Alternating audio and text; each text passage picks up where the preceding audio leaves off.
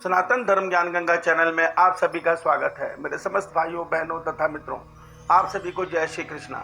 श्री भगवान आप सभी का जीवन आनंदमय, मंगलमय तथा भक्तिमय करें, ऐसी श्री भगवान जी से प्रार्थना है। मेरे प्यारे भाइयों बहनों तथा मित्रों, श्रीमद् भगवद गीता ज्ञान हिंदी सरल रूप में हम श्रीमद् भगवद गीता ज्ञान के अध्याय 2 के श्लोक आज 6 से लेकर 11 तक को समझने का प्रयास करेंगे। मित्रों, आज जब हम अध्याय 2 के श्लोक 11 से सुनेंगे तो हमें वास्तव में भगवान श्री कृष्ण जी का बताया हुआ वो ज्ञान सुनने को मिलेगा, जिस ज्ञान को सुनने के लिए जिस समय भगवान ये ज्ञान दे रहे थे, स्वयं कैलाश पर्वत पर भगवान शंकर जी का ध्यान भगवान श्री कृष्ण जी के वचनों पर केंद्रित हो गया था। इस ज्ञान को सुनने के लिए, इस ज्ञान को सुनने के लिए देवी देवता आकाश में एकत्र हो गए थे और भगवान जी के ज्ञान को हाथ जोड़कर बड़े ध्यान से सुन रहे थे। ये धरती माँ, ये समस्त प्रकृति माँ, ये सब भगवान जी के एक एक वचन को इतने ध्यान से सुन रहे थे, क्योंकि यह ज्ञान सृष्टि आरंभ में भगवान ने स्वयं सूर्य को दिया था। यह ज्ञान कोई साधारण ज्ञान नहीं है मित्रों, इस ज्ञान पे ही ये सृष्टि चल रही है। ये भगवान यहाँ पे यह बताने जा रहे हैं कि अर्जुन, मेरी ये सृष्टि इस प्रकार चलती है, इसमें ये नियम है, इसमें मनुष्य इसलिए जन्म मरण के चक्र में फंसा हुआ है, इसीलिए ये दिन और रात होते हैं, इसलिए कोई मनुष्य सुखी है, इसलिए कोई मनुष्य दुखी है। किस प्रकार मनुष्य जन्म मरण चक्र को तोड़कर मुझको प्राप्त कर सकता है, किस प्रकार मेरी 3 गुणों की माया मनुष्य को अच्छाइयाँ देती है, बुराइयाँ भी देती है, उनको असुर भी बनाती हैं, देवता भी बनाती हैं और उनको मोक्ष पद भी दे देती हैं। ये सारे के सारे नियम हम श्रीमद् भगवद गीता ज्ञान में समझने जा रहे हैं। मेरे प्यारे भाइयों बहनों तथा मित्रों, इस ज्ञान से अब हम अपना ध्यान नहीं हटाना चाहिए। रोज हम 5 मिनट का जो ये भेजेंगे, इसमें आप ध्यान से सुनिए और आगे भी लोगों को बांटिए, क्योंकि भगवान श्री कृष्ण जी ने अध्याय 18 के श्लोक 67 में कहा है कि जो मेरे इस ज्ञान को ध्यान से सुनेगा, उसको सुनने मात्र से सारे पाप नष्ट हो जाएंगे। और गलती से किसी भक्त ने इसे मेरे भक्त को आगे भेज दिया तो वो मेरा बहुत प्रिय भक्त होगा, क्योंकि ये मेरा दिव्य ज्ञान मेरे भक्तों तक पहुंचाएगा, जो उसको मैं निश्चित मोक्ष दूंगा, ये मेरा वादा है। मगर भगवान ने एक बात और बोली है कि जो मुझ पर विश्वास नहीं करता, जो नास्तिक है, जो भगवान को ईश्वर के विषय में उल्टा सीधा बोलता है, ऐसे मनुष्य को यह ज्ञान कभी नहीं देना। क्यों? क्योंकि इस ज्ञान को सुनकर उसका कल्याण हो जाएगा। भगवान चाहते हैं जो उसने बुरे कर्म कर रखे हैं, जो उसने लोगों को सता रखा है, उसको माफ नहीं करना, उसको तो सजा मिलनी है, उसको मत दो ये ज्ञान। उसको प्रकृति अपने आप अपने हाथ में लेकर 1,84 चक्र में उसको दंड देगी। वो वहां दंड भोग कर दोबारा जब मनुष्य बनेगा, फिर परमात्मा की शरण में जाएगा, तब ये ज्ञान मिलेगा। मित्रों, वास्तव में श्रीमद् भगवद गीता ज्ञान उन्हीं को मिलता है जो भगवान की भक्ति करते हैं, जो भगवान से निष्काम भाव से भगवान को चाहते हैं। उन्हीं को भगवान ये ज्ञान सुनने का अधिकार देते हैं। आप लाख कोशिश कर लो, अगर आप भगवान से संसार की माया चाहते हो तो आपका ध्यान इस ज्ञान में लगेगा ही नहीं। इसलिए मित्रों, श्रीमद् भगवद गीता ज्ञान को आज से बड़े ध्यान से सुनिए और समझिए। जय श्री कृष्णा। भाइयों, अध्याय 2 के श्लोक 6 से लेकर 10 तक में अर्जुन भगवान श्री कृष्ण जी को बोल रहे हैं, हे केशव, मैं इस युद्ध में क्या अच्छा है क्या बुरा यह नहीं जानता।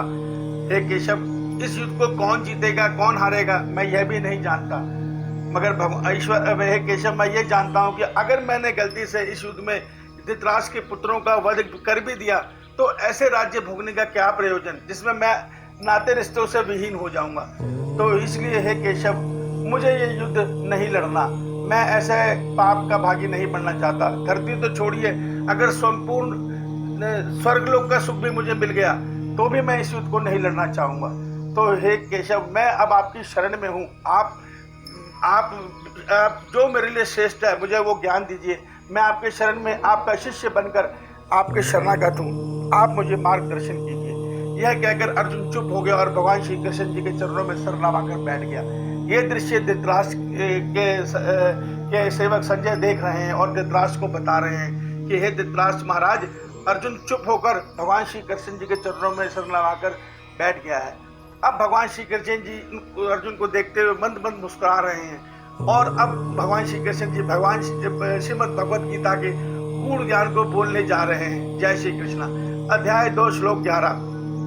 भगवान श्री कृष्ण जी अर्जुन को बोलते हैं, हे अर्जुन, जिस प्रकार तू शोक कर रहा है, पंडितों वाणी बोल रहा है और शोक कर रहा है, तू ये नहीं जानता कि जिनके लिए तू शोक कर रहा है वो शोक करने योग्य नहीं है। क्योंकि विद्वान पंडित जन कभी भी शोकग्रस्त नहीं होते। जो जीवन जी रहे हैं उनके लिए भी नहीं और जो मर जाते हैं उनके लिए भी नहीं। मेरे प्यारे भाइयों बहनों मित्रों, इस श्लोक में एक बहुत गूढ़ रहस्य छुपा है। आइए हम उसको समझते हैं। भगवान का विद्वान पंडित जन कहने का तात्पर्य यह है कि जो पंडित यानी विद्वान यानी ज्ञानी, जो ज्ञानी ब्रह्म का अनुभव कर लेता है यानी आत्म साक्षात्कार कर लेता है, आत्मा का अनुभव कर लेता है, वो सारे सृष्टि को आत्मामय देखता है। वो ये देखता है कि ऊपर का आवरण तो प्रकृति का बना हुआ शरीर है, ये स्थूल शरीर है, ये जड़ है, इसके अंदर कोई शक्ति नहीं है। आत्मा के निकलने के बाद ये निर्जीव हो जाता है। तो ज्ञानी मनुष्य हर मनुष्य को आत्मा रूप में हर जीव को देखता है। तो उसके ऊपर के आवरण में गुण है, दोष है, इसके लिए वो ना शोक करता है ना हर्ष करता है। वो कहता है ये तो प्रकृति का खेल चल रहा है, इसलिए। और वो जब मनुष्य जब मृत्यु को प्राप्त होता है कोई, तो ज्ञानी को ये नजर आता है कि भाई एक मनुष्य ने अपने शरीर का आवरण बदला है, उसका ये स्थूल शरीर त्याग के उसने नया शरीर धारण किया, जैसे वस्त्र धारण किए जाते हैं। तो वही भगवान बोल रहे हैं कि ज्ञानी जन तो कभी किसी के लिए शोक नहीं करते, चाहे वो जीवित है या कोई बुरा भी है उसके लिए भी नहीं, और जो मृत्यु को प्राप्त हो रहा है उसके लिए भी नहीं। क्यों? वो शरीर रूप में संसार को देखते ही नहीं, वो तो आत्मा रूप में संसार को देखते हैं। और प्यारे भाइयों, जब मनुष्य आत्मा रूप में संसार को देखते हैं तो गुण अवगुण संसार के गुण दोषों से दूर हो जाते हैं। वो तीनों गुणों से मुक्त होकर ईश्वर में स्थिर हो जाते हैं और उनका मोक्ष मरणोपरांत उनको मोक्ष निश्चित रूप से मिलता है। तो प्यारे भाइयों बहनों, इस अवस्था तक हम कैसे पहुंचेंगे, यही श्रीमद् भगवद गीता में मार्ग हमें भगवान बड़े आसानी से बताएंगे। यह बताएंगे कि मनुष्य किस प्रकार जीवन जीते हुए भी ईश्वर को प्राप्त कर सकता है। उसके लिए वैराग्य की, उसके लिए संसार को त्यागने की जरूरत नहीं है, जंगल में जाने की जरूरत नहीं है, सन्यासी बनने की जरूरत नहीं है, ग्रस्त रूप बनकर भी सन्यासी बना जा सकता है। तो वो सब हम श्रीमद् भगवद गीता से समझेंगे, इसलिए इसको ध्यान से सुनिए, समझिए। जय श्री कृष्णा। श्री भगवान आप सबको मंगलमय जीवन